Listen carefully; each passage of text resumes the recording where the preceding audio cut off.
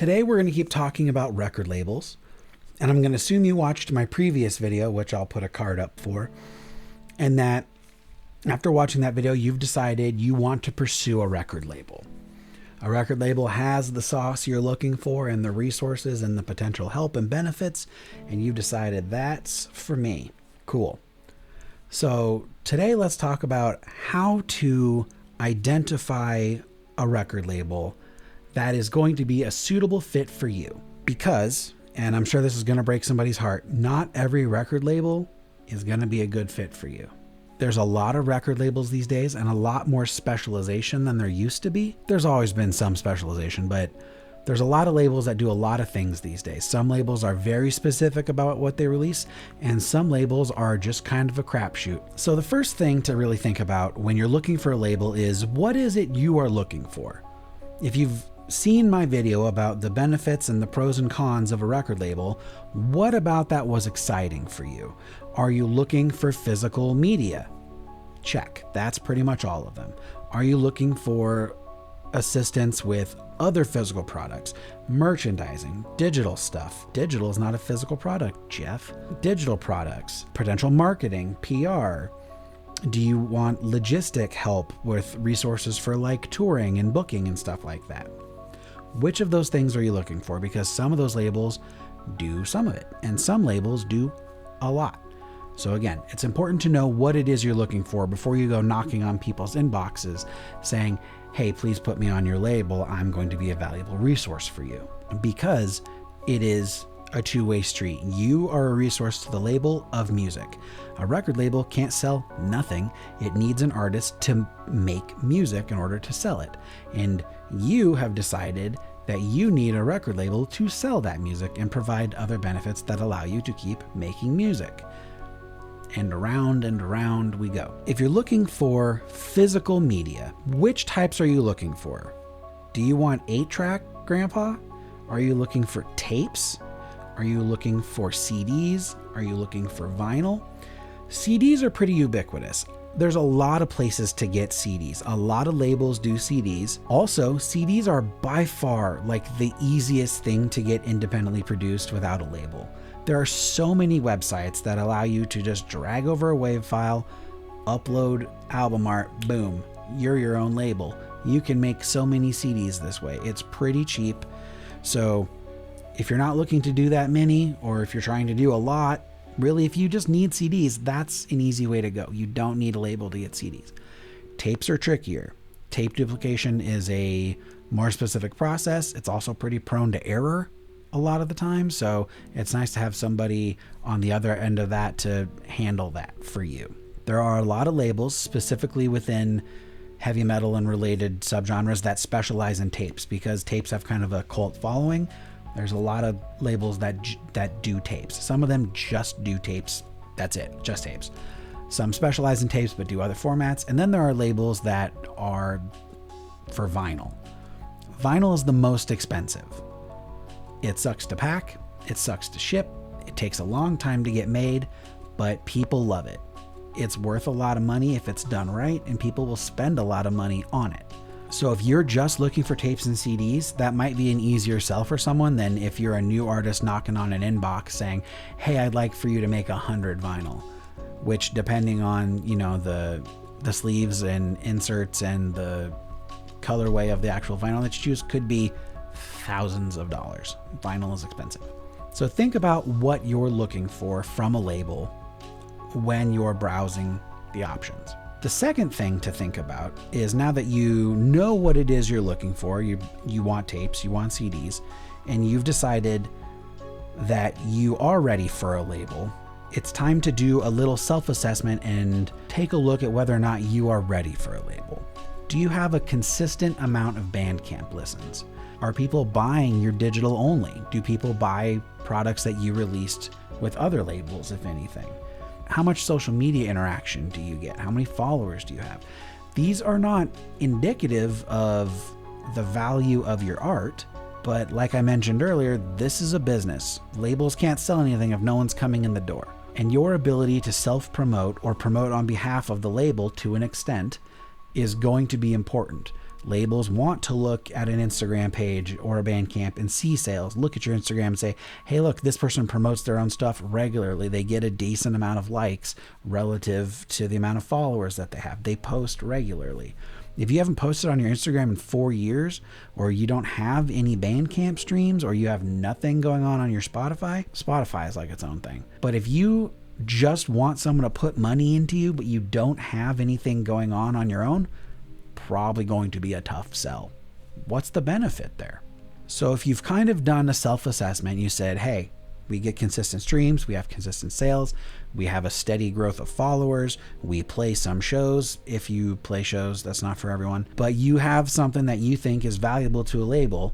A good place to start would be to identify some similarly sized artists in your genre. If you live in a major metro area, this is easier if there's multiple bands within your kind of scene. I live in Boise, Idaho, so we don't have a ton of bands who operate in the genres that I do. I just am blessed to be connected throughout the internet. The internet's a great resource, obviously. A good way would be to talk to some of the bands in your scene. Are they signed? Who are they signed with? What was their experience with that label? I've had some labels reach out to me, and then I reached out to an artist that I knew on that label who were like, no. So having firsthand experience from people you're familiar with, or at least whose opinion you might trust, very valuable. The second thing you could do would be to go on a website like Metal Archives, metal-archives.com. If you're a metal person and you don't know Metal Archives, you should fix that because it's a very valuable resource. But you can go on Metal Archives and you can search those bands and see what labels they're signed to if they aren't necessarily local to your scene. And then on those pages, it'll say what label they're signed to. You can click on that label page, and usually it'll have a roster of bands that are on that label. So then you can peruse the bands that show up on that roster. Normally Metal Archives will have links to like their social media, their YouTubes, and you could see, hey, if I click on No Remorse Records, who my band By Fire and Sword is signed to, there's a lot of cool bands on there. Mason Chain, Serpent Rider, Ezra Brooks, By Fire and Sword, also Eternal Champion. My band is nowhere near the same size as Eternal Champion. So it's important to look at those things realistically. What a label values in a band can vary widely. So how my band with 1,300 followers ended up on the same label as Eternal Champion, who I think has like 15,000 or something like that last time I checked, I don't know. Some labels only care about the music. A lot of the old school like metalhead guys are just like, sick riffs, let's make a record. Some of them are not, and they're more interested in how many units can you sell, even if it's bad. So it really just kind of depends.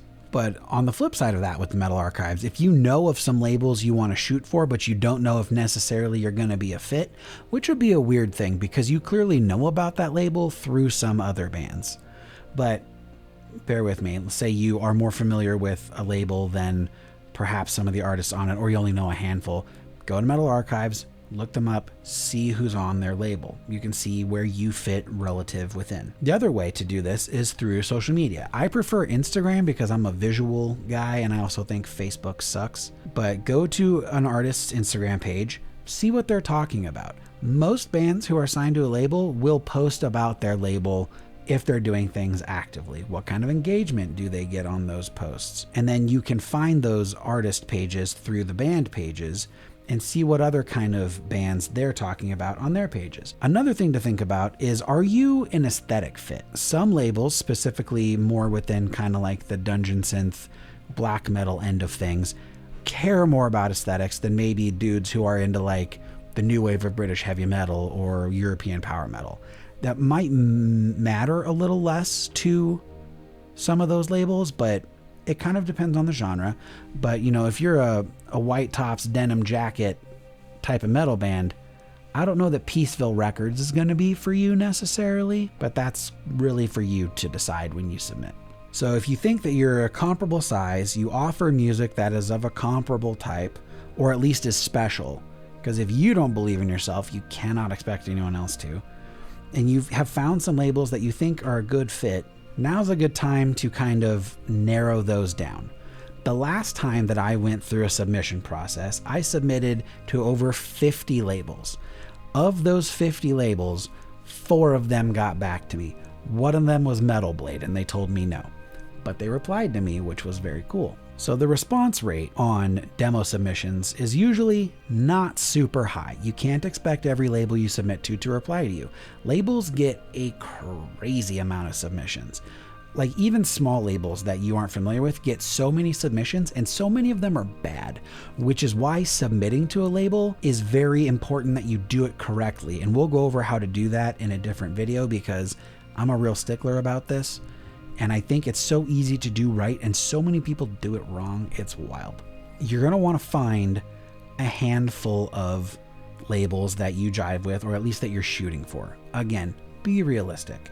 Pick things kind of in your niche that have a lot of bands of a similar size, a little more, a little less followers, but a general, you're in the right ballpark. One thing that might be important to you is geographic location. Some of my labels have been in Europe, some of them have been in the US. How that matters to you is up to you, but once you've narrowed it down to 5, 7, 10 labels, it might be a good time to narrow it down again.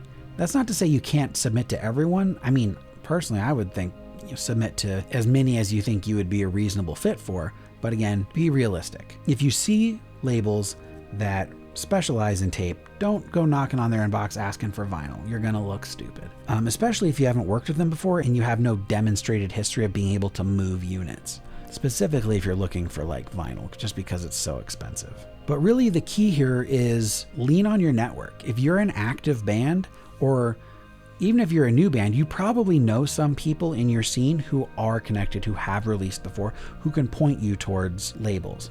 It's really important to spend some time on social media and just look around. Browse through different bands, see where they've released in the past. Metal Archives is an amazing resource, even if it can be kind of cumbersome sometimes. The UI isn't great, and sometimes the information can be out of date depending on who's like moderating that page or whatever. The information is available to you. A lot of times you just got to go look for it.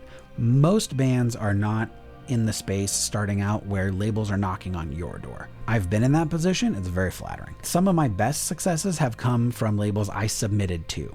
So to recap, look at bands in your scene. Who are they releasing through? Are you of a similar style? Would you be a similar fit for that label? Otherwise, look at who you're following on social media. You've got to know some slightly bigger bands, work your way back from there and see who they're releasing through. Check out their rosters on Metal Archives. Are you similar to any of the bands that they're releasing? Do you know any of the bands that they're releasing? Are you a comparable fit? And then go through there. Like I said, we'll kind of talk about how to submit in a different video because that's its own art. But so much of this comes down to being really realistic about who you are as an artist and what you have to offer, and be realistic about what you can expect from a label. A lot of times when you're dealing with small to mid-size labels, we're talking double-digit units, 50 CDs, 50 tapes, maybe 100. That's still quite a bit of money, and I know some labels who don't sell that many per artist. So much of what a label can sell depends on how well that artist fits within their established listener base, but also how hard does that band promote? Because a lot of these smaller to mid-size labels are 1 or 2 people operating out of their homes or small businesses. So they just don't have the resources to be pumping out 47 different artists every day. So some of this homework falls on you. Look around, take notes, see what people in your scene are doing, and it doesn't hurt to reach out and ask for advice for those bands, see who they would recommend. Hopefully this was somewhat helpful to you if you're just starting out, or at least mildly entertaining, maybe. I don't know. But we'll get into how to submit next time.